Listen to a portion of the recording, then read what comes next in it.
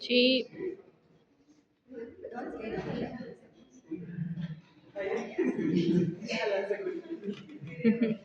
Bien, chicos, el primer tema que vamos a ver es sonda nasogástrica. Igual, un procedimiento que se van a cansar de hacer cuando vayan al hospital. Van a tener que poner a muchos pacientes. Y obviamente es un procedimiento que también lo van a, o ya lo han llevado algunos en la sala de habilidades. ¿Qué es la sonda nasogástrica? Es un procedimiento invasivo que utiliza un tubito, como ustedes ven ahí, que puede ser de diferentes materiales, que se va a introducir a través de la nariz, va a llegar por el esófago hasta el estómago. A eso se llama sonda nasogástrica. Siguiente. Como no les digo, es un procedimiento médico quirúrgico invasivo aséptico. Sin embargo, ustedes van a ver que cuando coloquen la sonda nasogástrica, no siempre van a usar guantes estériles, aunque la sonda es estéril. Se lo considera un procedimiento limpio porque todo el trayecto de la boca al estómago es un trayecto limpio. Entonces también se puede utilizar guantes desechables, ¿ok? Si ustedes se fijan, no solamente la sonda se puede colocar a través de la nariz, también se puede colocar a través de la boca, por eso se llama sonda orogástrica. ¿En qué pacientes? En aquellos que van a tener trauma de la nariz, un trauma facial, por ejemplo, hemorragia, epistaxis muy grave, no van a poder entrar por la nariz, entonces van a entrar por la boca. También se puede llegar a través de este sondaje hasta el yeyuno, entonces se llama nasoyeyunal o también puede ser oroyeyunal, que va a llegar hasta el yeyuno. Enseguida van a ver cuándo se va a llegar hasta el yeyuno y cuándo se va a llegar hasta la sonda o hasta el estómago más bien. Siguiente. Esta sonda nasogástrica, como ustedes pueden ver, la más común es la sonda Levin o la sonda Salem también, que tiene una punta que generalmente es Roma, siempre va a ser Roma, que puede tener un pequeño orificio aquí en la punta. Algunas no la van a tener y van a tener solo a los costados. Pueden ser 2 orificios o pueden ser 3 a 4. Todo depende del tipo de sonda. ¿Ok? Esta entrada, que es el extremo proximal o cabeza que se llama, va a tener un cuerpo muy largo que va a depender también si es para niños, si es para adultos o para qué tipo de procedimiento, si va a llegar solo hasta el estómago o va a llegar hasta el intestino. Este cuerpo, si ustedes se fijan, tiene una línea azul, es una línea radioopaca, que cuando al paciente le sacan rayos X, es esa línea que ustedes van a poder ver para ver la ubicación de la sonda exactamente dónde está. O sea, se ve todo su trayecto, ¿sí? Además, este cuerpo tiene unas marcas que generalmente es cada 10 centímetros, que también en cierta forma les puede decir la ubicación de la sonda en cuánto ha entrado y cuánto está fuera. ¿Ok? Otro aspecto importante otra parte es el extremo distal. El extremo distal generalmente puede tener una luz, puede tener 2 luces, 3 luces, hasta 4 luces. Todo depende del tipo de sonda también. La más común, la que ustedes van a usar súper rutinariamente en el hospital, es la que tiene un solo luz, que es la sonda Levin. ¿Okay? Siguiente. Aquí ustedes pueden ver los diferentes números de las sondas. Si ustedes se fijan, a menor número, aquí ya es al contrario de las agujas, si ustedes se acuerdan. En esta va a ser más delgada. Y a mayor número, más bien la sonda va a ser más gruesa. Aquí ya estamos hablando al revés, ¿sí? En las bránulas, si ustedes se acuerdan, era al revés. A mayor número era más delgadita y a menor número era más grueso. En esto es al revés. Menor número, más delgado, a mayor número, más grueso. Generalmente, cuando nosotros hacemos la práctica, entre nosotros en la sala, vamos a usar entre el 10 y el 12, porque es delgadito y evitamos que les moleste demasiado. Pero no solamente se utiliza el calibre porque le molesta o no le molesta al paciente, es de acuerdo al objetivo que estamos persiguiendo con esta sonda. Si yo les digo, tenemos un paciente con hemorragia, digestiva alta, está sangrando una úlcera de su estómago del paciente. Le vamos a poner una sonda. ¿Para qué le estamos poniendo esa sonda? Para drenar esos coágulos. ¿Qué número escogería?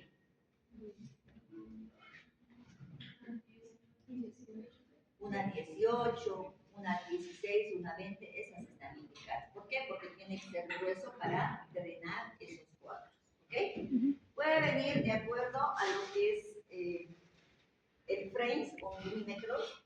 Y fíjense que 18 French multiplicamos por 0.3 es una constante que nos va a dar igual a el número que es en milímetros. ¿Se entiende? Los French vienen las numeraciones. 10 French, 12 French, no vienen 12 centímetros, 10 centímetros. Vienen por French. Y para saber realmente el tamaño, tengo que multiplicar ese French por 0.33. Y así me da el tamaño en milímetros. ¿Ok? Siguiente. El material de estas sondas son variables. Tenemos que hay sondas que son de PVC, de silicona y de poliuretano. Las que más utilizamos son las de poliuretano. Estas son las que son de un material más flexible, son más blandas y además tienen una larga aplicación, pero sin embargo nosotros dejamos el tiempo de permanencia hasta 14 días como máximo. Llega ese tiempo y esa sonda o se la cambia o se la retira. ¿Ok? La de silicona obviamente es un material mucho más biocompatible, pero tiene una gran desventaja que a mayor tiempo que pasa se colonizan con levaduras y eso es muy difícil de tratar en el paciente. O sea, tiene ventajas, pero también tiene una desventaja que es esa colonización. Bien. Ahora, las sondas, de acuerdo a su abordaje, ya les dije que puede ser nasogástrica o puede ser nasoentérica. ¿Cuándo va a ser nasogástrica? Cuando va a llegar solamente hasta el estómago. ¿Cuándo necesitamos que llegue al estómago? Cuando hay una distensión abdominal, por ejemplo, el paciente no está pudiendo eliminar gases, va a entrar a cirugía, una cirugía de abdomen amplia, una cole, por ejemplo, o cuando el paciente va a salir, por ejemplo, de una anestesia y queremos evitar una broncoaspiración, o cuando el paciente hay un sangrado digestivo alto, va a ser una sonda nasogástrica. O cuando el paciente se ha intoxicado, de repente toma lo que acostumbran los jóvenes, ¿no? Raticida, tabletitas, quieren simular su suicidio, pero no lo hacen bien. Ya les dije, ¿no? La primera vez, a ustedes les dije, ¿no? Quieren matarse, pregúntenme, yo les voy a dar la fórmula exacta para que no sufran y no dejen sufrir al resto. ¿Ok? Al final te aviso. Caso ¿cuándo va a llegar a la primera porción del intestino delgado? ¿En qué caso se llega a eso? Cuando el paciente necesita darle alimentación. ¿Sí? En esos viejitos que no pueden comer, están desnutridos, pero les quieren dar por la boca, lo botan, los pacientes que tienen una parálisis, por ejemplo, un accidente cerebrovascular y no pueden comer, nasoentérica. Y si se fijan, hay diferentes tipos. De estas, la más común, la leche, la que vamos a usar. Entre estas, la Miller-Abbott, que es la más utilizada. Siguiente. Tipos de sondas, como les he dicho, la Levy, que va a ir de 12 a 20 French, que generalmente esta, la que hemos visto al inicio, tiene una línea radiopaca para ver la posición exacta de la sonda. La más usada, tiene un solo lumen. Siguiente. La sonda Faucher, que es esta que está ahí, generalmente se utiliza para hacer lavados gástricos. ¿Cuál es la diferencia con la otra? Es más gruesa. Es más gruesa, es más flexible y nos va a poder dar facilidad para sacar esos restos alimenticios, restos de sangre. ¿Okay? La sonda Salem, esta sonda Salem va a presentar doble luz. Doble luz, ¿por qué? Porque una que es la más fina va a permitir, por ejemplo, insuflar un balón y por la otra se puede hacer los lavados o el drenaje. ¿Sí? Un baloncito se insufla para que esa no se mueva y se quede en su lugar, ¿de acuerdo?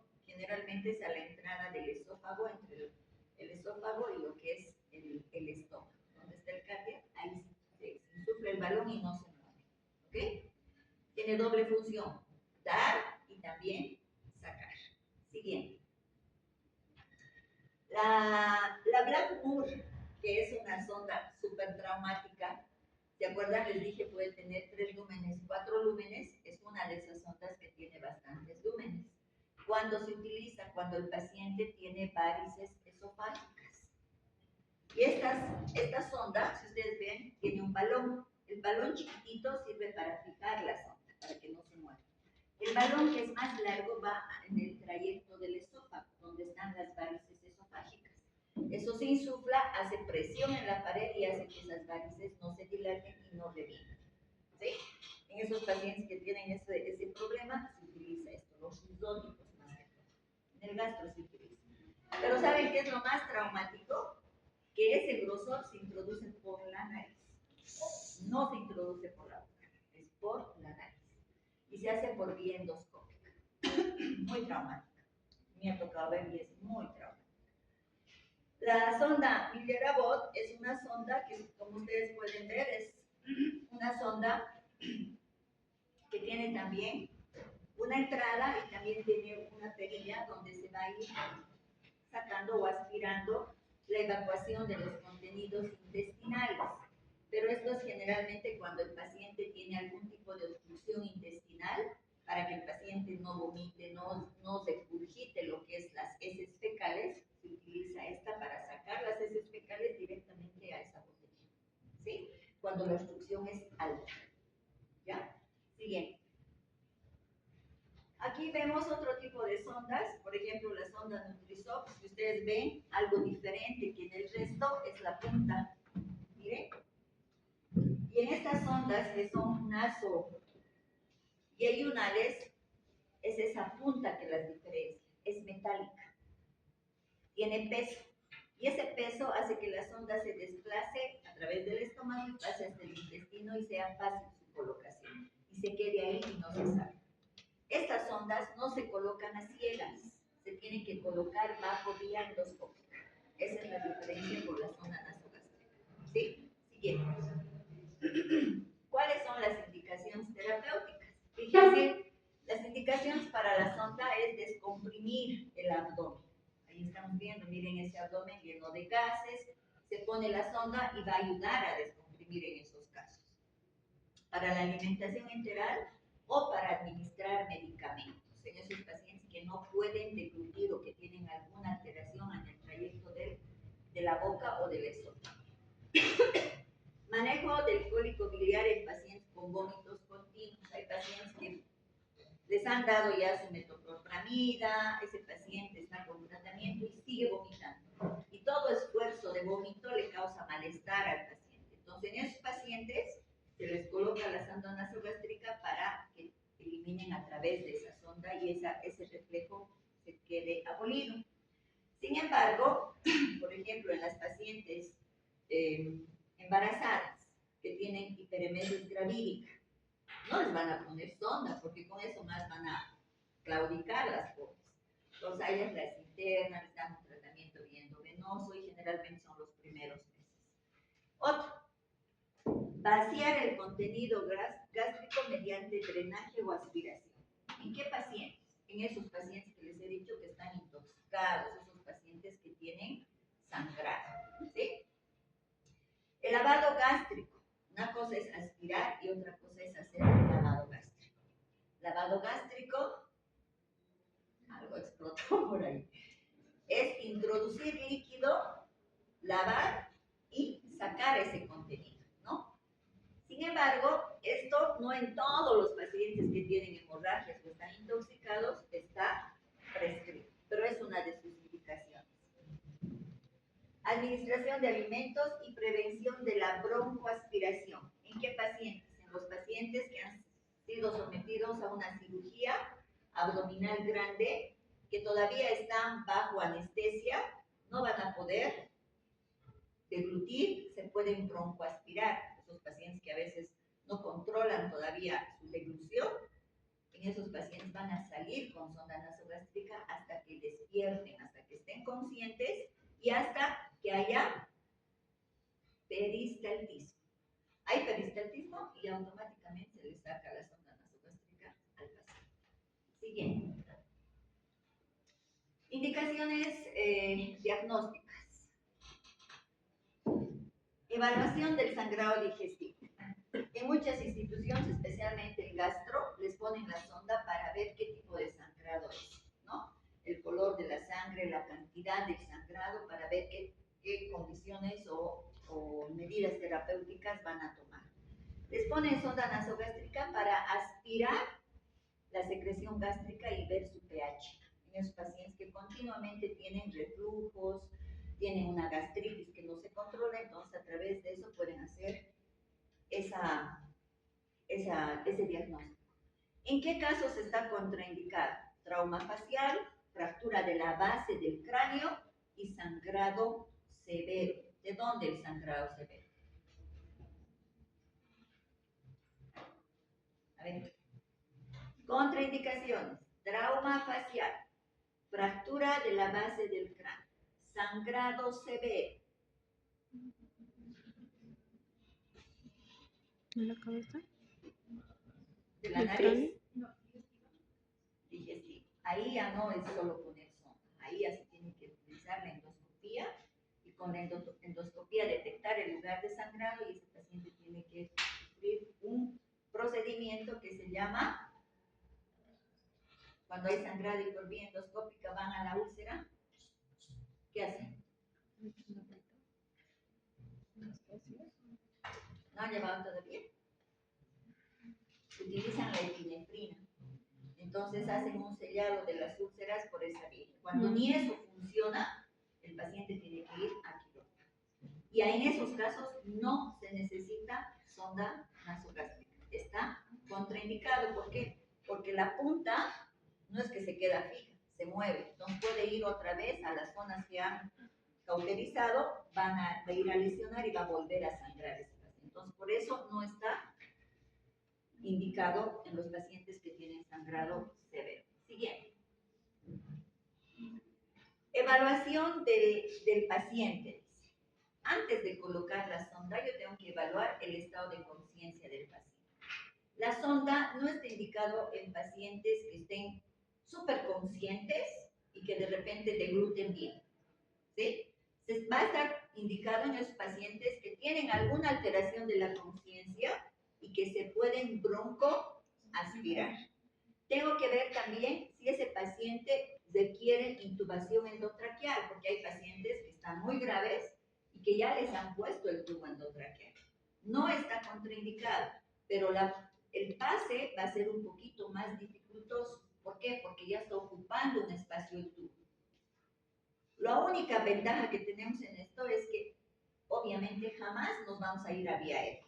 Sí o sí vamos a entrar y vamos a entrar a estómago. ¿Por qué? Porque está sellada ya y asegurada la vía aérea con el tubo endotraqueal. Pero si ustedes sienten resistencia, no piensen que hay obstrucción. Solo hay que cambiar la posición del paciente para que esa sonda pueda entrar con facilidad. ¿Ya? Es importante también saber los antecedentes de los pacientes. Si es un paciente cirrótico y les llega con vómitos, con sangre, primero piense 2 veces antes de colocarle la sonda, porque es más seguro que ese paciente tenga varices esofágicas. Y si ustedes dicen, no, está sangrando, está vomitando sangre, hay que ponerle sonda, le van a poner, le pinchan la sonda, digo, la varice va a reventar y ese paciente en sus vistas va a morir ahogado en sangre. ¿Se entiende? Entonces, la evaluación del paciente es sumamente importante de acuerdo a sus antecedentes y la patología de base que tenga ese paciente. Es importante también considerar los laboratorios de la coagulación sanguínea. ¿Por qué? Va a haber muchos pacientes, especialmente los mayores, que son anticoagulados. Si pasa eso y una mala posición al colocar la sonda o el paciente, que siempre pasa a veces, le pones, le molesta y se jala la sonda, ¿han visto esos orificios que les he mostrado en la punta? Esos son como bisturís que le van a rasgar la mucosa. Y si tiene alteración de la coagulación porque recibe anticoagulantes, olvídense, ese paciente va a sangrar y sangrar. Siguiente. El material que se utiliza, ahí ustedes pueden ver, va desde obviamente la sonda adecuada para el paciente, necesitamos guantes desechables, necesitamos la lidocaína, que es hidrogel. Por favor, no se utiliza vaselina, porque estamos pasando por vía aérea. Algunos dicen, aunque con vaselina, no. Si no hay gel, hidrogel, que es la lidocaína, preferir solo mojar en agua, pero no pongan vaselina, ¿sí? Otro de los materiales es la riñonera, porque a veces el paciente en el momento de colocar vomita, peor si lo hacemos con una técnica inadecuada. Necesitamos un vasito, una jeringa de 20 ml, vasito con agua, el esparadrapo para fijar y la bolsa donde vamos a colectar, especialmente cuando es una sonda que es el objetivo drenaje, ¿sí? Porque si es para alimentación la vamos a dejar cerradita y hasta el momento que reciba la alimentación se la abre. Pero si es para drenar tiene que tener esto. Y además otro elemento importante, estetoscopio, ¿sí? Aunque las nuevas normas dicen ya no se necesita estetoscopio. Ya les voy a indicar ahorita por qué. Siguiente. ¿Cómo mido la sonda? En las literaturas ustedes se encuentran y dicen medir de la punta de la nariz al lóbulo de la oreja y al apéndice sifoides, ¿sí? Pero la nueva norma dice, si usted mide así, la sonda va a quedar justo a nivel de cuando termine el esófago, no va a llegar al esófago. La norma modificada que dice, punta de la nariz, voy a bordear el lóbulo de la oreja, todo el pabellón auricular, hasta el lóbulo, y recién ahí voy a bajar, hasta el apéndice sifoides. ¿Se ha entendido? Aquí está lo que dice, punta, lóbulo y ahí. Y cuando yo mido así, llega solamente aquí, mire, alto. Y no me sirve ahí la sonda. Para que llegue la sonda y llegue hasta el estómago, yo tengo que medir punta, pabellón auricular, lóbulo, apéndice sifoides, y la sonda se ubica ahí, que es la posición exacta donde queremos que esté la sonda. ¿Estamos? Esa es la forma en que yo voy a medir la sonda. Otro aspecto importante, si bien la colocación de la sonda es un procedimiento, hemos dicho, limpio, no debo olvidarme de lavarme las manos, ¿sí? De usar los guantes, de ver y verificar qué fosa nasal es la más permeable. Eso es sumamente importante. No es saber, señor, yo estoy de la derecha y le pongo a la derecha. O no, yo me pongo a la izquierda y le introduzco a ese lado. ¿Cuál de las fosas del paciente es la más permeable? Le pido que meta y saque aire. Otro aspecto importante, la posición del paciente. Posición Fowler, sentado, no recostado, no con cuello hiperextendido. Posición anatómica con ligera inclinación del mentón hacia el pecho. Eso es importante, ¿sí? ¿Por qué? Porque si yo le digo, levante y el paciente automáticamente, porque ve que la sonda entra, hace esto, me está abriendo la vía aérea.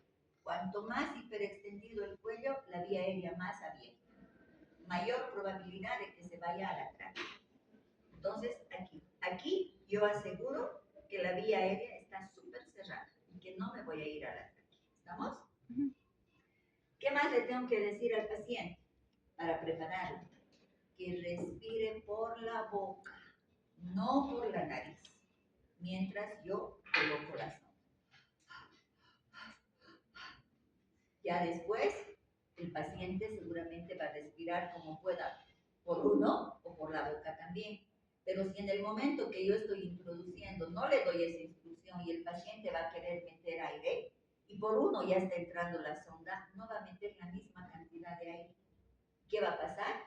Te va a agarrar tu mano y lo va a sacar la sonda, porque va a sentir que se ahoga. Para evitar eso, y va a pasar la sonda sin que el paciente se dé cuenta. ¿Ok? Importante que cuando yo mido ponga una señal donde he medido, porque hasta ahí debo introducir. No es, he medido aquí y ya sé dónde es. No van a saber dónde es. Tienen que poner una medida. Se pone con tela o con marcador. ¿Ok? Luego, Lo posiciono al paciente, me pasan el guante y debo introducir tan suavemente que el paciente no debe notar en la primera parte que está entrando la sonda. Y para eso debo bajar de acá, pegado al tabique, y tiene que entrar mi sonda no apuntando hacia arriba, tiene que apuntar así y abajo, recto y abajo, no aquí y tratar recién de bajar.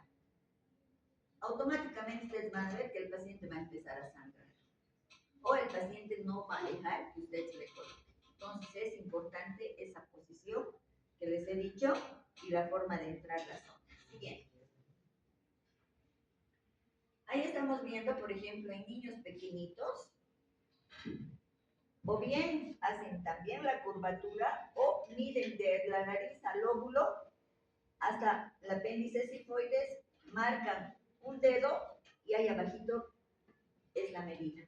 ¿Se entiende? Cuando son niños más grandes, por ejemplo, 8 años hasta los 10 años, no pongo un dedo, pongo 2 dedos para que la sonda esté en una posición adecuada. Siguiente. Ahí está la marca que les decía. Una vez que hemos llegado a la sonda, ha llegado, para que llegue a la marca tiene que pasar una zona de resistencia. ¿Cuál es la zona de resistencia? La zona donde está la epiglotis. ¿Sí? Y es la zona donde el paciente llega y empieza a querer vomitar. Ustedes no dicen, le meto, no, párense, deténganse. ¿Qué le tienen que decir al paciente? Respire profundo por la boca y empiece a tragar el líquido que les acuerdan, les dije en el vasito, le van a dar sorbitos, sorbitos. Y cada que trague el paciente, usted rápido la sonda. Caso contrario, lo va a sacar, lo va a enroscar en su boca, va a ser todo un show. Entonces, han visto que hay una parte suavecita y hay una parte rápida. ¿Estamos? Una vez que introducimos la sonda, lo primero que tengo que hacer es verificar su posición. Y dentro de las técnicas o métodos para verificar, uno que hacen en el exterior, que obviamente no hacemos acá porque ahí la tienen sus cintas, en ese momento aspiran y la secreción colocan a su cinta reactiva y les marca si el pH es ácido o está bien esto. ¿Sí? Otra es la radiografía, que es la más exacta, la que te da la posición exacta de la sonda. Otro es la aspiración gástrica. Fíjense que aquí nos dice administrar aire dentro de los 3 métodos que estoy poniendo. Porque era una técnica que hasta el año pasado enseñábamos, pero actualmente cuando revisé las normas, dicen ya no está recomendado. ¿Sí? ¿Por qué? Porque a veces hay pacientes que ya tienen una distensión abdominal, tú le das más aire y le distiendes más y empieza por la sonda y por la boca a vomitar. Entonces, si ya tienes esas técnicas que puedes hacerlas, no es necesario insuflar con aire. ¿Ok? Y había otra más, que creo que les enseñan todavía, pero esa ya quedó hace 10 años desechada. Es que les decían, la punta de la sonda introduzca en un vasito. Y si burbujea, quiere decir que está en pulmón y no está en estómago. Falso. ¿Se acuerdan que les dije cuando estamos entrando a penis la sonda va a entrar suavecito? Y va a entrar más o menos así, unos 7 centímetros, 5 centímetros va a entrar la sonda. Nada más. Si ahí el paciente ya siente que se ahoga, siente como que le falta el aire y se pone azul, con esa cantidad de sonda ya estamos en viaje. O sea, ya nos estamos yendo a un lado que no corresponde. ¿Sí ha entendido? No va a esperar el paciente que tú entres toda la sonda hasta la marca y va a estar sonriendo y te va a decir, estamos en tranque. Nada, o sea, el paciente ya va a estar muerto. ¿Se entiende? Entonces, ese método no sirve. ¿Estamos? No sirve. Ahora, miren, la auscultación, es decir, metemos el aire y le ponemos el estetoscopio, ya no. Luego venimos a fijar la sonda. ¿Con qué fijamos la sonda? Con un esparadrapo. Siguiente. Y el esparadrapo, como han visto en la imagen anterior, se corta como un pantaloncito. Eso yo siempre les digo, como esos pantalones de los pachucos, así largos que se arrastran, así tenemos que cortar la tela. ¿Por qué? Porque tenemos que envolver buena cantidad. No es short, no es bermuda ese corte que hacemos de esa tela. Es largo porque tiene que llegar y hacer esa fijación. ¿Sí? Eso en la práctica se ve con mayor calma. Lo importante es que esa sonda esté fijada, bien fijada, porque la sonda no puede entrar y salir. Porque no se olviden que cuando respiramos húmedo. Y si no fijo bien, eso se va a abrir y esa sonda va a estar al aire. ¿Se entiende? Y eso es muy molestoso. Esta forma de fijar, particularmente a mí, no me agrada. ¿Por qué? Porque se desprende, se sale. No es muy seguro. Pero esa otra sí, es bastante segura. Siguiente.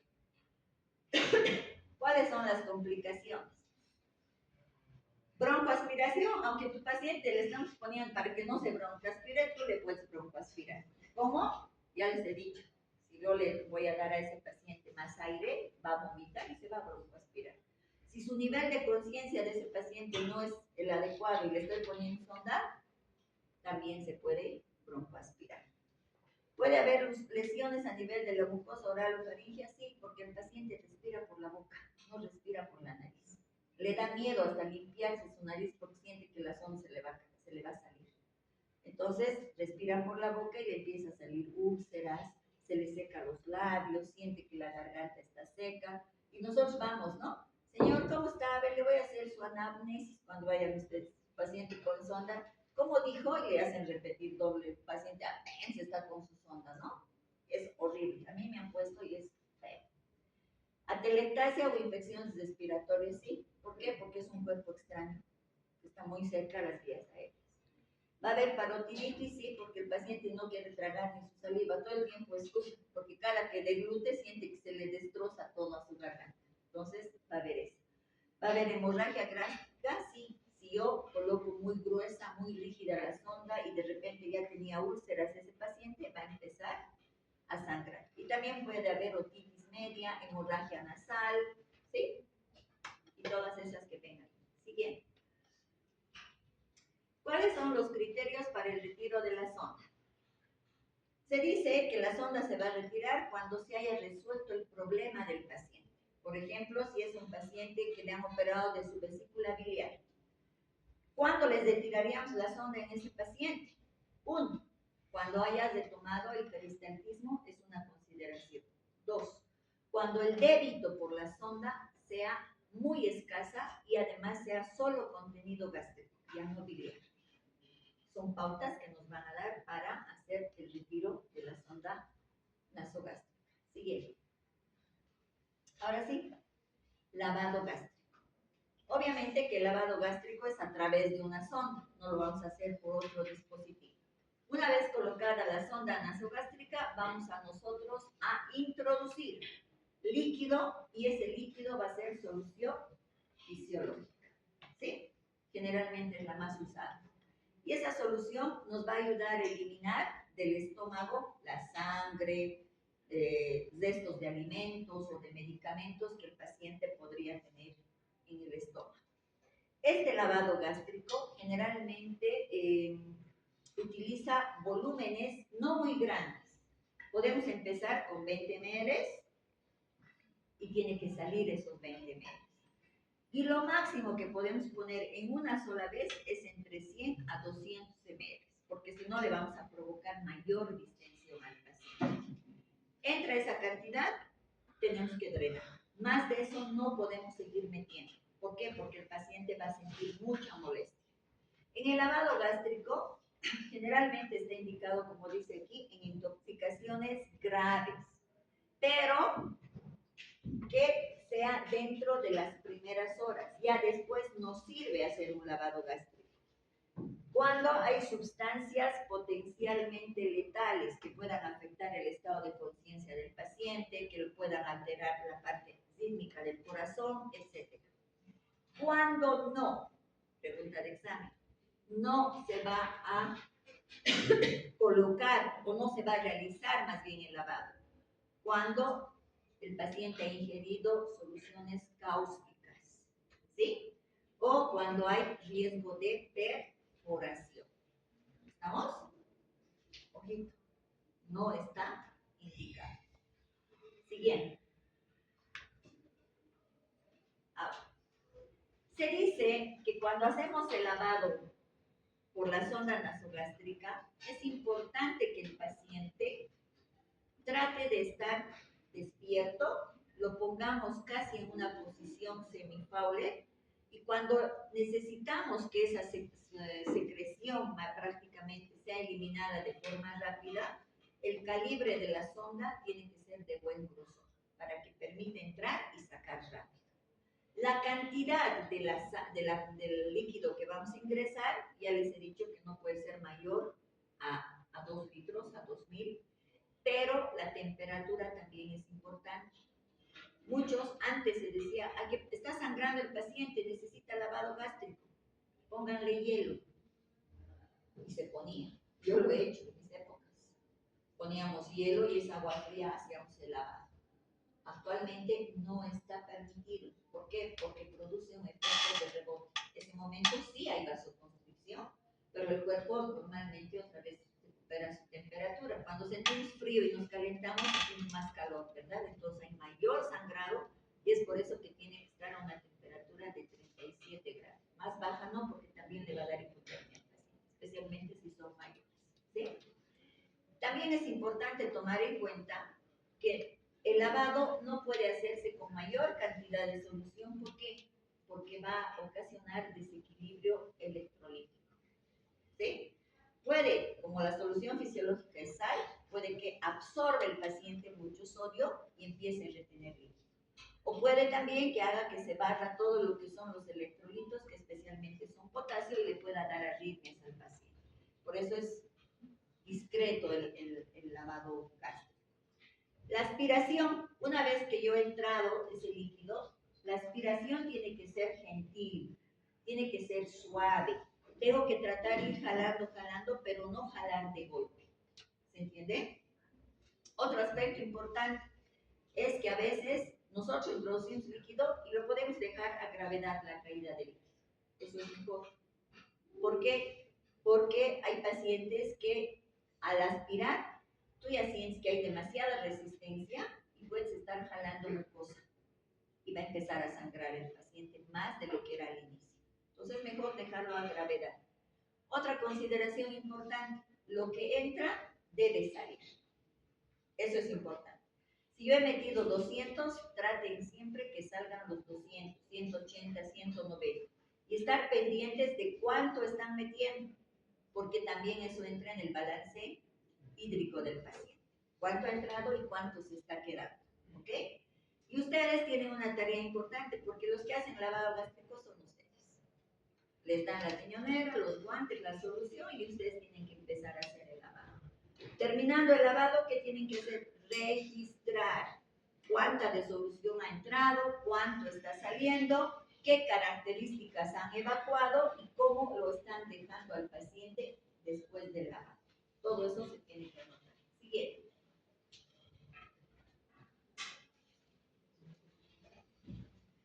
Contraindicaciones para hacer el lavado gástrico.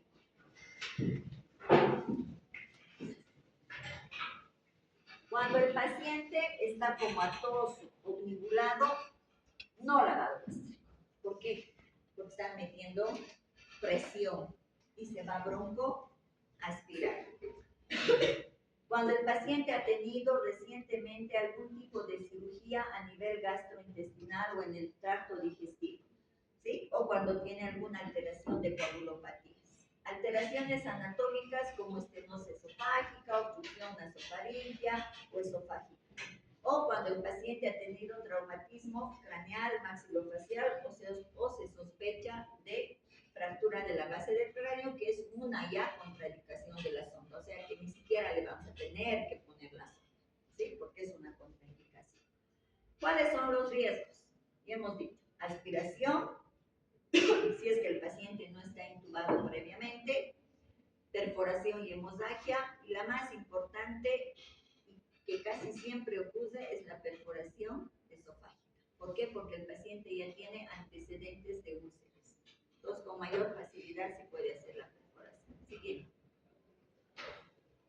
Hasta ahí hemos visto sonda nasogástrica y lavado. Ahora vemos así bien cortito el enema evacuante. El enema evacuante ustedes no lo ponen, pero lo prescriben. Lo prescriben. Y para prescribir tengo que saber para qué voy a prescribir, en qué casos voy a indicar ese enema evacuante. Siguiente, por favor. Las funciones del colon, le pasaremos un poquito la anatomía. Primero, el colon, ¿qué hace? Absorbe agua y sodio, ¿verdad? Los restos que quedan. Cuanto uno más se aguanta, ¿qué pasa? Sus heces son más secas, vas al baño y tienes que hacer un triple esfuerzo del que normalmente vas haciendo, ¿verdad? Y eso es porque han estado en el examen o están en clases, no puedo salir y van esperando y esperando, ¿no? Y eso parece que les pasa muy seguido. Otra función del colon es almacenar esos residuos de la digestión y obviamente hacer esa eliminación fecal. Eso es lo normal que debería pasar. Pero hay factores que van a influir en que ese funcionamiento sea el que estamos diciendo. Primero, medicamentos que toman nuestros pacientes. Entre esos, los que tienen codeína. Esos pacientes que toman, por ejemplo, anticolinérgicos, que van a hacer que poco a poco vayan presentando estreñimiento, ¿no? ¿Por qué? Porque les relajan esos músculos y el paciente empieza a acumular más esos fecales. Acumula y llega un momento en que incluso su peristaltismo va bajando, se va volviendo más lento. ¿Qué le va a producir? Estreñimiento. Esa disminución del peristaltismo, por ejemplo, es en esos pacientes que no consumen frutas. Ustedes, por ejemplo, que comen pan, ¿no? A esta edad comen mucho pan, demasiado, pues son jóvenes, o sea, de repente no les estreñe demasiado. Pero, por ejemplo, a mi edad, más viejitos, ya fuimos, ¿no? Los ancianitos, que ya no caminan mucho, que son más sedentarios, que no toman mucha agua, por ejemplo, con mayor facilidad se van a estreñir. Esos factores van a producir que todo eso se vuelva más lento, ¿sí? Pero eso es en la parte fisiológica. Pero también va a haber aspectos que van a ser de repente parte de una, no voy a decir patología porque no todas son patologías, de algún proceso que puede ser enfermedad o de una situación como por ejemplo el embarazo, que va a requerir limpiar ese intestino para que no haya contaminación dentro de la cirugía, que también se va a utilizar para eso el enema. O sea, no solamente para este tipo de alteraciones fisiológicas como es el estreñimiento. ¿Ok? Siguiente. Entonces hablamos del enema. El enema es la introducción de sustancias en el colon a través del recto con la finalidad de eliminar esa materia fecal, ya sea porque ese paciente está estreñido o porque necesita, por ejemplo, una preparación para cirugía o que ese paciente le van a hacer una cirugía de abdomen donde necesitan abrir, por ejemplo, intestino, etcétera, van a necesitar un enema. El objetivo del enema es lograr que a través de esas sustancias que vamos a introducir se pueda eliminar esa materia fecal, hacer que ese intestino quede limpio, ¿sí? Ahora, además, este enema habla de soluciones. ¿Qué soluciones utilizarán? En la mayoría de los hospitales que ustedes ven, van a ir, es agua tibia, jabonosa. Agua con sal. Ese es el enema común, ¿sí? Y hay otros enemas, que ahorita vamos a ver, siguiente, que pueden tener agua, sal y aceites, por ejemplo, vaselina líquida. Pero todo eso va a depender, ¿no? Estreñimientos severos, hemos dicho, preparación quirúrgica para cirugías de abdomen o para esas pacientes que van a entrar a una cesárea. Para parto no, pero para cesárea sí. ¿Estamos? Y para aquellos que tienen impactación fecal. A veces ni siquiera el enema funciona. Ustedes ustedes ahí, cuando el enema no funciona, se ponen guantes y con sus dedos tienen que ir a sacar. Manual. Aunque no me creen. Eso es grave. Siguiente. Esa es la posición para el enema. Posición de Sims, del lado izquierdo, se pone el paciente. Y ahí lo que ustedes van a prescribir, le van a introducir al paciente a través de una sonda rectal que es gruesa. ¿Sí? Se introduce la primera porción y a una altura determinada le van dando ese líquido que va entrando. Hay pacientes que toleran que entre esta cantidad, a veces les pone 400, 500, hasta 1 litro les introduce. ¿Sí? Y hay pacientes que no les van a introducir eso en media hora, por decir. Les van a poner a goteo. ¿Sí? Y les ponen a goteo cuando ese paciente está tan impactado en el tacto que ustedes hacen, tocan y es piedra. Entonces, ¿qué le van a indicar? Que enema no va a funcionar porque va a entrar y así va a circular el agua y se va a salir. Lo que quieren es ablandar esas heces que están súper secas. Y eso se llama, que le dan a goteo. Va entrando gotita a gotita y eso va remojando para que salga. ¿Ok? Siguiente.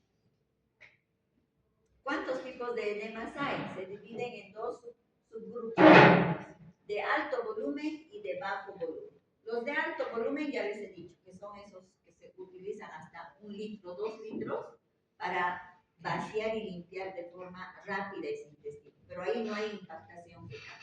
Y los de bajo volumen son los que venden en la farmacia, el enema BID, por ejemplo, así chiquitos. Lo van a ver a continuación. Siguiente. Esos enemas de limpieza de gran volumen es lo que les decía, agua, jabón, agua, sal, ¿no? Y generalmente esto es para las preparaciones quirúrgicas que se utilizan en hospitales.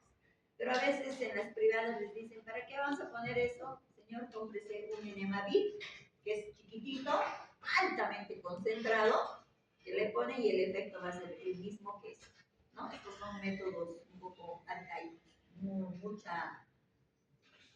mucha agresión al paciente, porque es muy molesto. Siguiente. El enema opaco varitado, ese sí es de gran volumen. Ese viene en bolsas blancas como leche, como están viendo aquí. Le ponen al paciente, pero le ponen durante el procedimiento de lo que están viendo ahí a través del tomógrafo. Ese líquido entra y durante el ingreso de ese líquido van viendo cómo pasa y dónde está obstruido. ¿Sí? Y generalmente esto también hacen cuando los pacientes tienen un CA, no es eso, sino es una masa que tiene el paciente. Y a través de este estudio, que es el varitado, se puede hacer esa detección. Pero eso se coloca por un enema también. Siguiente. Estos son los enemas de bajo volumen. Son pequeñitos. El enema BID, como te les decía, el paciente es menos molestoso, su alta concentración sí va a ser un efecto mucho más rápido, es menos incómodo que el paciente. No son los comerciales. Siguiente. Ahora, entre esos enemas hay diferentes tipos de acuerdo a su concentración y de acuerdo a eso se llaman enemas evacuantes, por ejemplo, de solución salina y la solución jabonosa. Los oleosos son aquellos que van a ablandar, que les he dicho que es igual agua, sal más vaselina líquida. Eso es lo que se va a poner a los pacientes. También hay enemas medicamentosos donde se les va a poner algún tipo de medicamento que es el varitado que acabamos de ver. Siguiente. ¿En qué casos está contraindicado el enema? Después de operaciones recientes en el pólomo recto, cuando el paciente tiene infarto de miocardio. No se coloca enema, cuidado. Y los pacientes con infarto generalmente se estreñen con mucha facilidad porque están en reposo absoluto. Y alguna vez alguien dice, pero pónganle enema. Imposible que le pongas enema, porque si le pones enema, que entra el enema le va a provocar una reacción vagal fuerte al paciente, lo que va a ir al corazón y le puede provocar muerte al paciente. ¿Sí? Entonces, no se coloca en infartos. En afecciones abdominales agudas, como presunta apendicitis, cuidado, si están diagnosticando, ese paciente viene con dolor y parece que sospechan apendicitis, ni se les ocurra ponerle enema al paciente para que vaya a quirófano.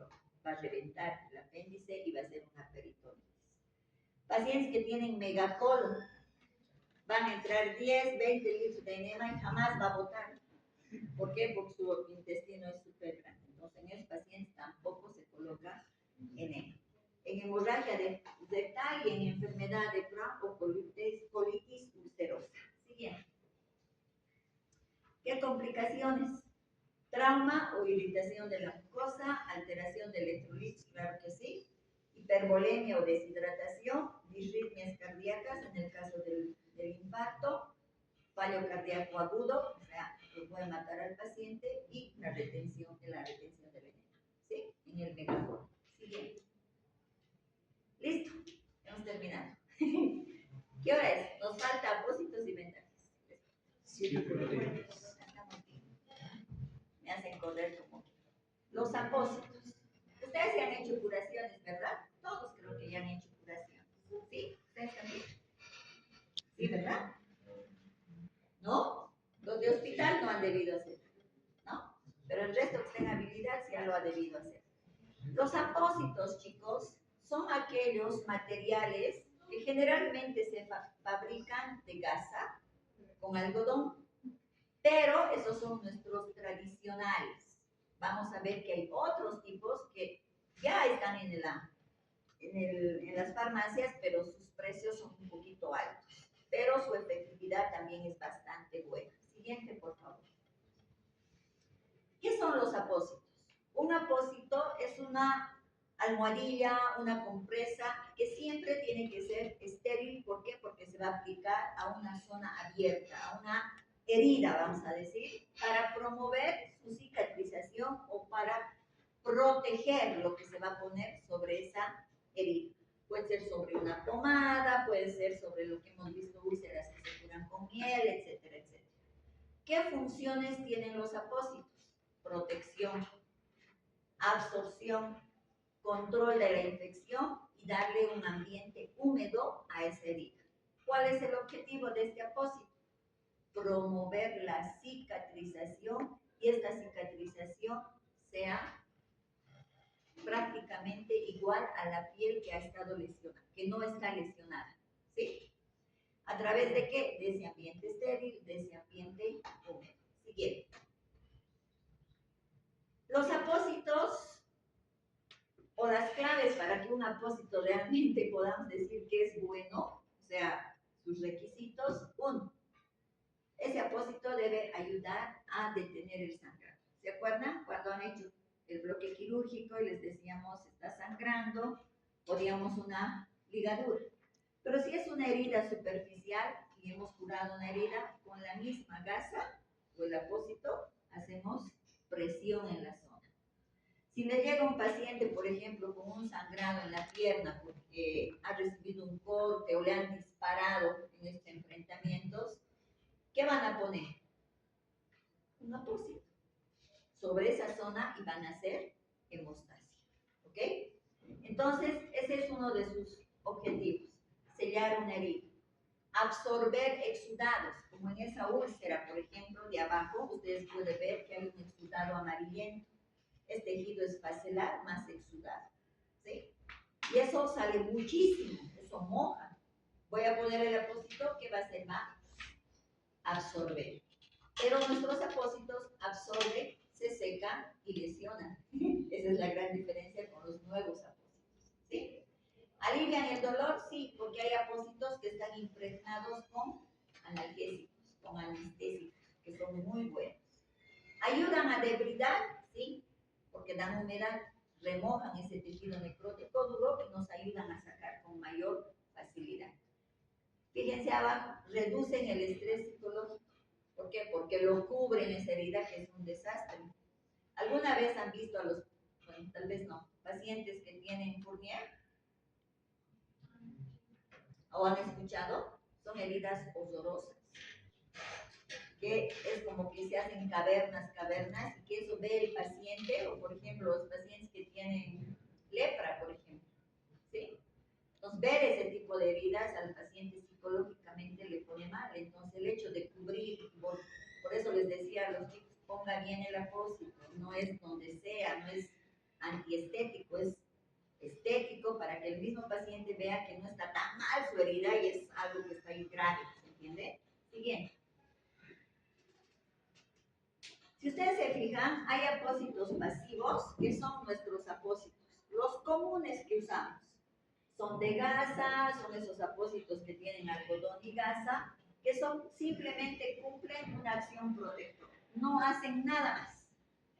Pero los nuevos apósitos que son activos, fíjense, son mallas, son de materiales siliconados, son espumas, tienen espumas que tienen humedad, son hidrocoloides, son hidrogeles, tienen pomadas que son los alginatos, por ejemplo, o esos mixtos que pueden tener esa combinación.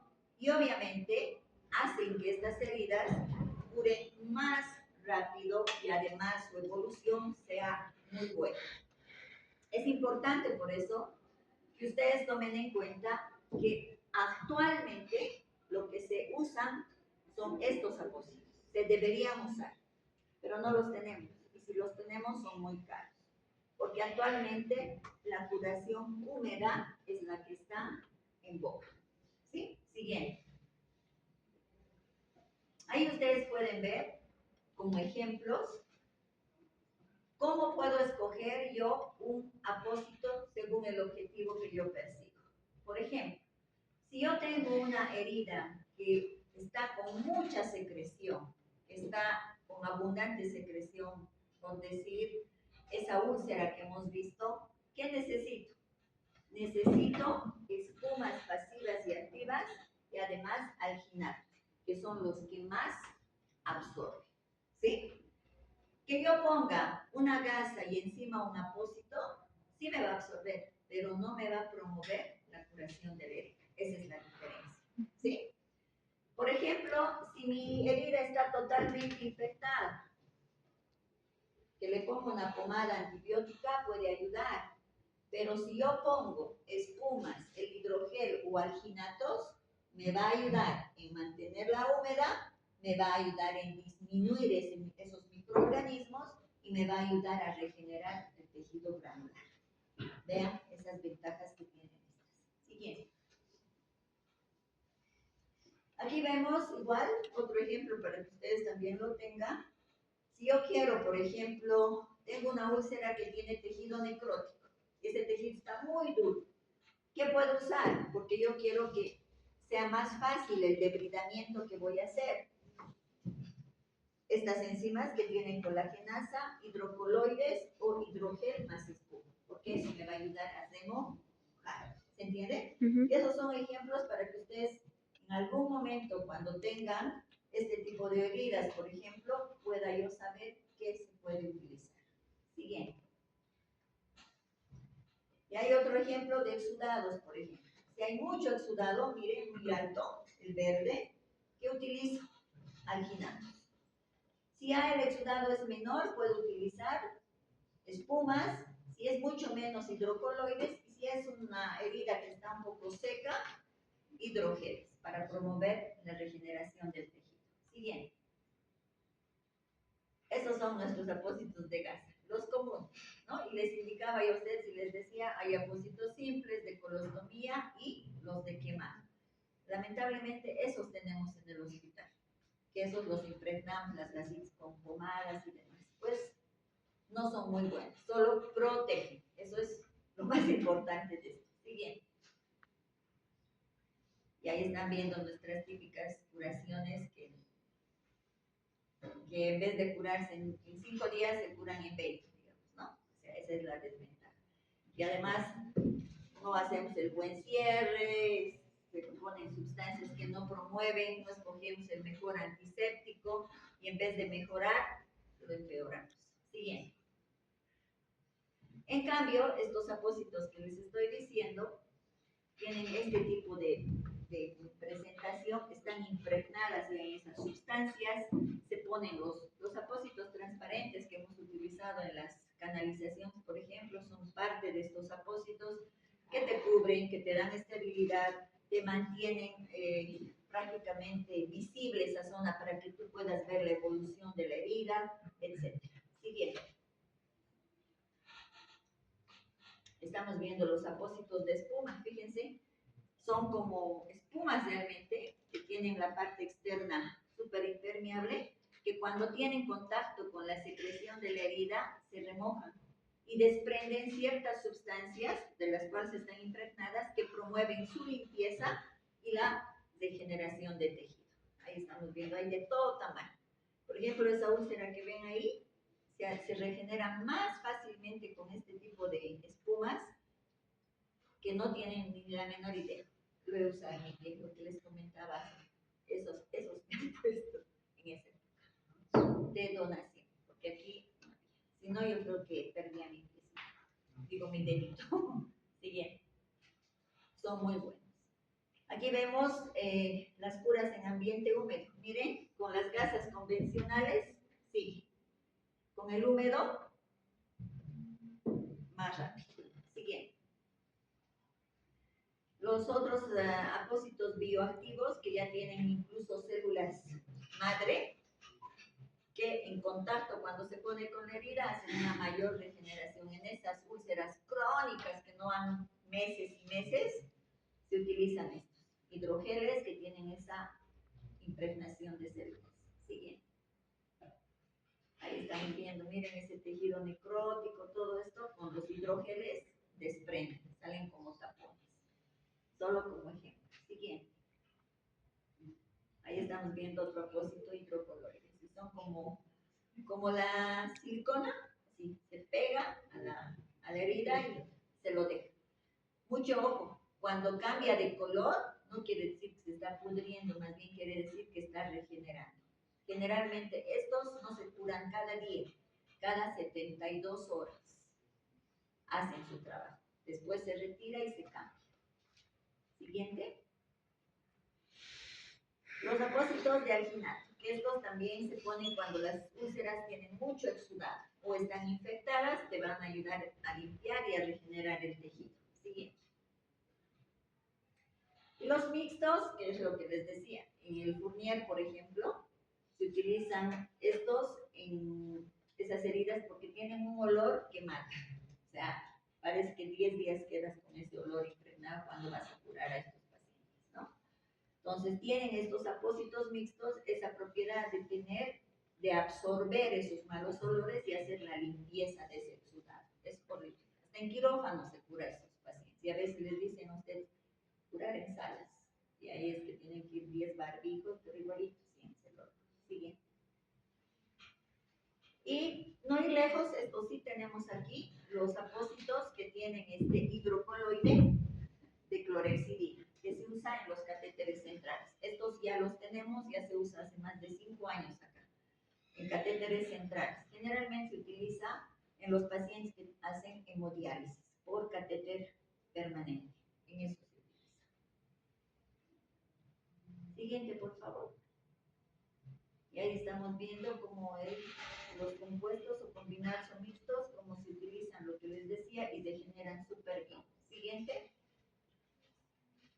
Y hay un cuadrito de síntesis para que ustedes sepan qué tipo de herida es, cuál voy a utilizar y cuál va a ser el efecto que nosotros requerimos para hacer la curación, con los nuevos, obviamente, apósitos de la nueva presentación. Y de ahí también hay una pregunta de examen. Siguiente. Listo. Vendajes. Tengo que terminar, chicos, porque me han combinado que tengo que terminar porque entra su examen. Los vendajes, cortito y simple. Siguiente, por favor. La colocación de los vendajes es un procedimiento que consiste en envolver un lienzo, que puede ser tela o que puede ser un material elástico, ¿sí? Obviamente, sus objetivos van a ser múltiples. Inmovilizar la zona, hacer compresión, mejorar el retorno venoso, etc. Pero esto depende del tipo de material que tiene este vendaje. ¿Ok? Siguiente. Estas vendas tienen partes.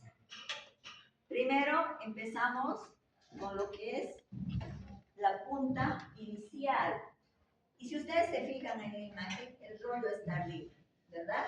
No está volcado. Entonces, para agarrar esa venda, tenemos nosotros que siempre colocar en esta posición. En las vendas de gasa, las comunes, las que no son elásticas, en esas no vamos a tener dificultad en la tracción, simplemente en la firmeza de la superficie que vamos a vendar. Esa va a ser la importancia, ¿sí? Pero es importante que sepamos que estas vendas van a tener una función de acuerdo al material en que están elaboradas. ¿Ok? Siguiente. Fíjense, siguiente, que las funciones que ustedes ven aquí es de dar sostén, hacer que esas estructuras musculoesqueléticas se queden en su posición, no se desplacen, estén estables, comprimir una zona, especialmente para evitar hemorragias con formación de hematomas, por ejemplo. Por tanto, sus objetivos, ¿cuáles son? Inmovilizar, comprimir, proteger, disminuir el edema y favorecer el retorno venoso. Siguiente. Tipos de vendajes. Según su naturaleza del material, ahí les digo, elásticos y no elásticos. Así de simple. Los elásticos, ¿qué van a producir? Compresión, estabilidad. Los no elásticos solamente van a sostener, proteger. Fíjense la diferencia, ¿sí? Solo proteger y solo sostener, los no elásticos. O dar estabilidad en el caso de que sea un yeso, pero eso ya es una clasificación aparte, ¿ok? Ahora, según la adherencia a la piel, hay aquellos que se adhieren, los últimos, que usan los deportistas, ¿no? Como unas cintas, bandas elásticas, esas se adhieren. Y las que no se adhieren a la piel son vendas que entre la venda y la venda se adhieren entre ellas, pero no se adhieren a la piel, ¿ok? Pero sí, también son elásticas. Siguiente. Según la consistencia del material, blando o duro. Ahí están entrando las de gasa y las elásticas. Pero las que son duras, por ejemplo, las de yeso o las de fibra de vidrio. Más utilizadas en nuestro medio las fibras de vidrio. ¿Por qué? Porque es más liviano y es más cómodo para el paciente y tiene la misma función que la venda de yeso. Según la cantidad de segmentos corporales que están afectados para el vendaje, son vendajes unisegmentarios. Siguiente, solo un segmento va a sostener. Bisegmentarios, estamos viendo la mano y el antebrazo, ¿verdad? Dos segmentos. Tercero, los trisegmentarios, donde estamos viendo la mano, el antebrazo y el brazo. Es decir, tres segmentos van a inmovilizar. Esa es otra clasificación que hay. Siguiente. Ahí estamos viendo los vendajes multisegmentarios. Es decir, que ya no es solamente 3, sino 4 o 5 segmentos. Vean ahí el brazo, el hombro, el antebrazo, el pecho pueden agarrar. Y son estos vendajes que son mucho más complejos. Por ejemplo, el 8 de guarismo para la clavícula. Cuando hay desplazamiento de la clavícula o fractura, se utilizan estos. Esto solo para que ustedes tengan una idea, porque en realidad los que más utilizamos según la clasificación son según su forma, ¿sí? El circular es el que da vueltas en un mismo punto, por eso se llama circular, no se desplaza, en el mismo punto. Por ejemplo, yo me he lastimado aquí, tengo una herida, quiero cubrir con una venda, ahí nomás vendo. ¿Se entiende? El espiral es aquel que si yo me he quemado mi mano y mi antebrazo, voy a empezar siempre de la parte distal y voy a ir desplazando. ¿Cuál es la medida importante? Que esta que ha entrado aquí, la próxima que va a venir, tiene que venir a la mitad exactamente. No puede ir ni más adelante ni más atrás. Si tomamos esa medida, siempre sus vendajes van a ser uniformes, no van a provocar lesiones en el paciente. Eso es lo que tienen que tomar en cuenta. Entre una vuelta y la otra, siempre a la mitad de la otra, ¿sí? El espiral invertido, eso es solo para darle una figurita, digamos, ¿ya? Lo volcamos la venda y lo volcamos para que se vea esa figurita de allá como espiga, se parece más o menos a la espiga. Pero no tiene una gran importancia en el vendaje. Pero este de espiga sí.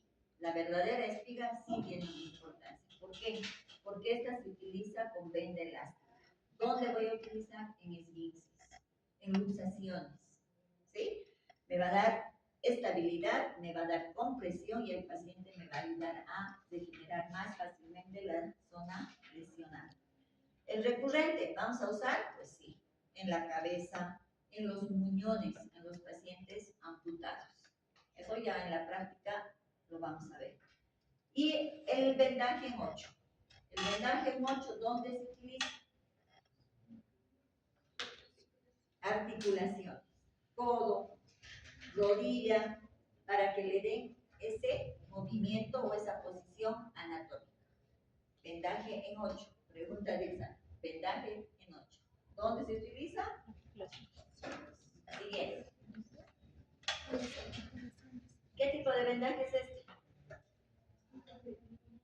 Acabamos de decir. Recurrente. En la cabeza y en amputaciones.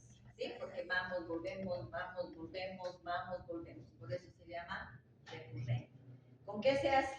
Generalmente con venda elástica. Siguiente. Según la funcionalidad, pues obviamente, sin duda, es estos vendajes que quieren proteger, que quieren contener o que tienen que hacer compresión. Si se han dado cuenta, en realidad los vendajes se clasifican más por el tipo de material y por la forma como vamos a vendar. ¿Sí? Siguiente. Aquí vemos los vendajes de extremidades superiores. Por ejemplo, hay una fractura en emergencia. Se ha fracturado un niño su bracito. ¿Qué harían como rescate de emergencia? ¿Entablillarle así su brazo? Cabestrillo. ¡Ay! No. Cabestrillo de emergencia. ¿Sí? No le van a hacer este vendaje de momificar, lo van a tardar. Es cabestrillo y derivación al paciente hacia el traumatólogo. ¿Sí? Esos vendajes que ven ahí, poco utilizados. ¿Por qué? Porque actualmente ya hay esas estructuras ya hechas para acomodar al paciente, ya no se tiene que, ¿no? Pero generalmente este vendaje de Blau viene de 3 segmentos y este que viene de 4 segmentos. ¿Cuál es la diferencia? La posición de la mano. Uno está aquí y el otro está a la altura. Y son igualitos, trisegmentarios y multisegmentarios. Siguiente. Esto es importante. Esto es importante. ¿Cuáles son los principios? Primero, el tipo de vendaje ha de ser adecuado a la finalidad. Si yo les digo, jóvenes, tenemos un paciente operado de un hematoma craneal, le han drenado ese hematoma en la cabeza. ¿Qué tipo de vendaje le hacemos en la cabeza y con qué venda? Elástica. Recurrente, que se llama capelina, Elástica. y con venda elástica, ¿verdad? Si yo les digo, jóvenes, hay un paciente que tiene una úlcera varicosa a nivel del tobillo. ¿Qué venda vamos a usar? ¿De qué tipo de vendaje haríamos? ¿De gasa?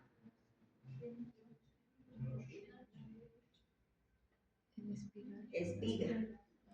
¿Sí? Espiral. Espiral. ¿Sí? Y en 8. ¿Por qué? Porque vamos a pasar el talón. ¿Se dan cuenta? Si yo les digo, jóvenes, vamos a tener que vendar a... un paciente que tiene luxación de tobillo. Espiral. En el espiral se va a juntar con el 8.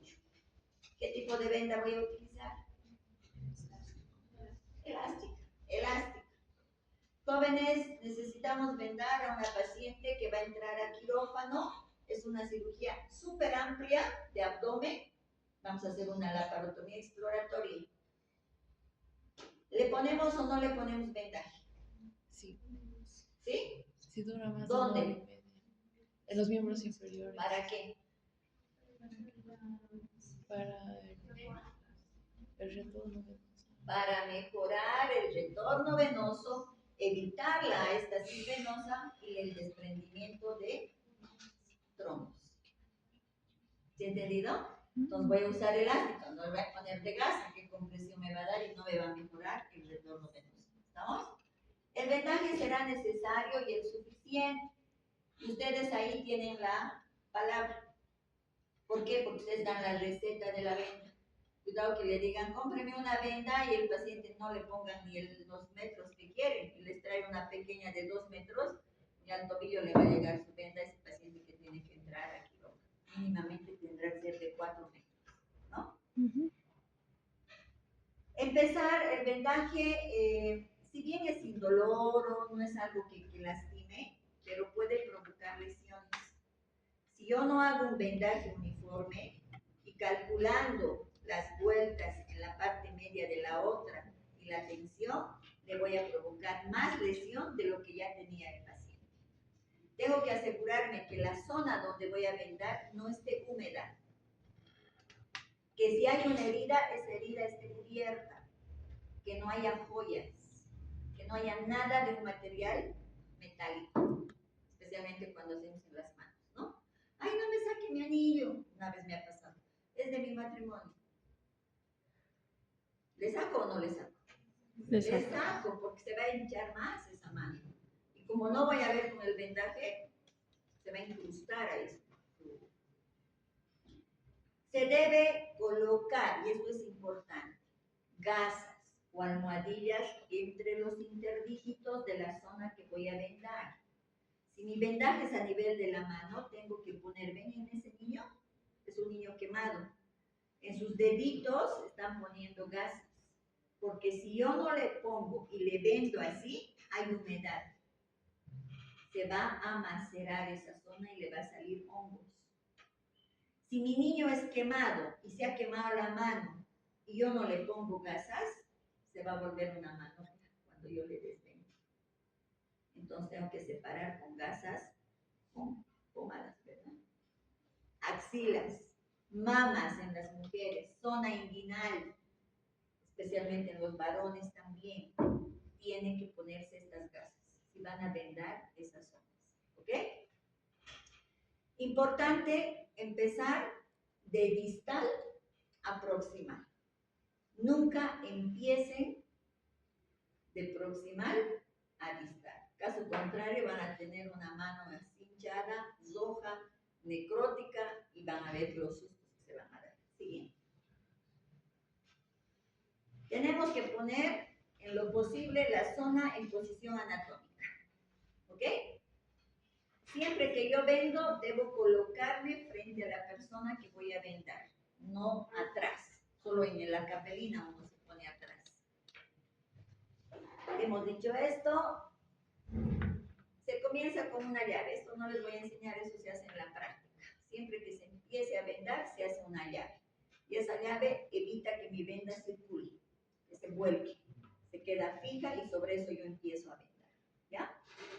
Cada vuelta, ya les he dicho, debe cubrir la mitad de los 2/3 de la anterior, es decir, a la mitad prácticamente tengo que poner de la otra.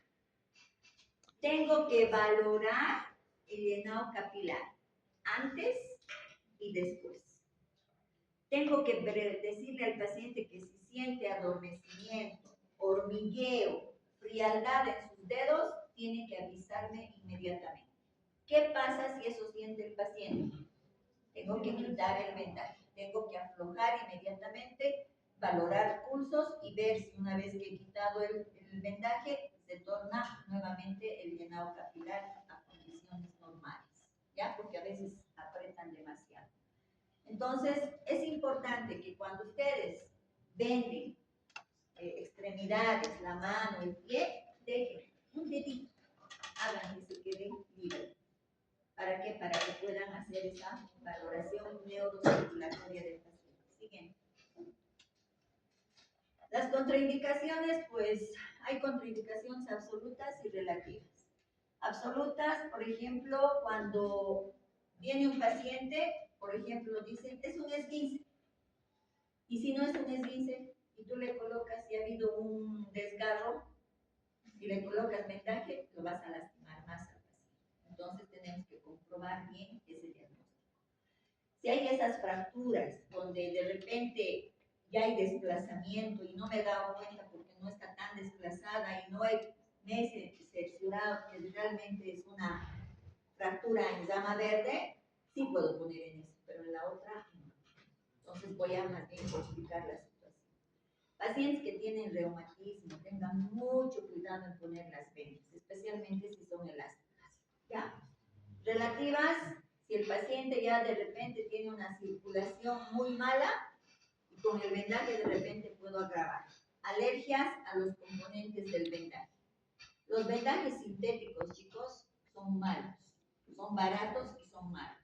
Producen escozor, alergia, el paciente siente mucha calor, se fatiga con esas vendas. Hay que buscar las que son de algodón, que son mucho mejores.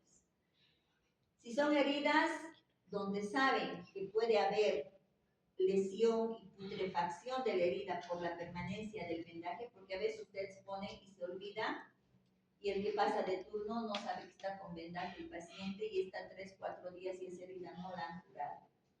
Entonces tienen que estar conscientes de anotar y registrar cuándo han puesto ese vendaje y qué tipo de lesiones tiene ese paciente. ¿Sí? Y en quemaduras importantes es importante saber vendar con mucha delicadeza, porque esos tejidos se están regenerando. Mucha presión va a hacer que esas zonas aumente su cicatrización y sea más queloides y una formación de una nueva piel que se regenere. Siguiente. Y miren las complicaciones, lo que les decía, ¿no? No se venda y mi paciente está, aprieto aquí y le dejo un espacio, no estoy haciendo torniquetes. Y eso le está ocasionando lesión al paciente. Miren cuando le han desvendado cómo está esa piel. Trictemas, ¿por qué? Porque hay humedad. Miren esto es por un vendaje.